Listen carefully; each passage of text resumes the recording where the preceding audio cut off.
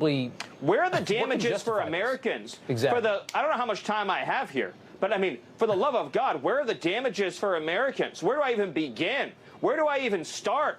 We used to have a functioning public school system in this country.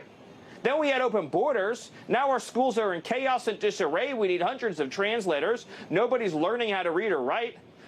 An entire generation of Americans, multiple generations, in fact, have been robbed of educational opportunities. Entire cities. Look at Los Angeles. Once a paradise of safety, security, and prosperity. Entire neighborhoods occupied and controlled by foreign gangs. Where do all the residents who've been displaced, who've been forced out of Los Angeles, where do they go to get their reparations? And then what about the victims of fentanyl poisoning brought in by Democrats' open border?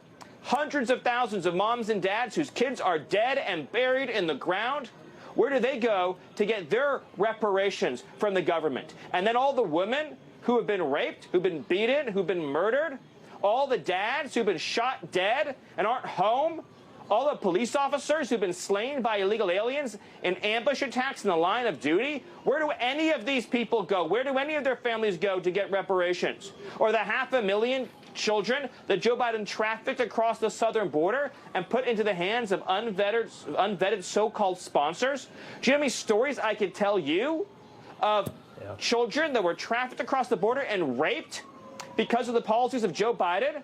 There aren't enough volumes that could fit into a library to calculate the carnage that has been inflicted by the Democrat Party's policy of open borders. We can spend the rest of our lives trying to document those harms. Where does our whole country go to get repaid for all of the wealth, all of the prosperity and security that has been stolen from us by decades of uncontrolled illegal mass migration? Because we all deserve reparations for what has been stolen from us. It is a tragedy that defies our ability to even describe it.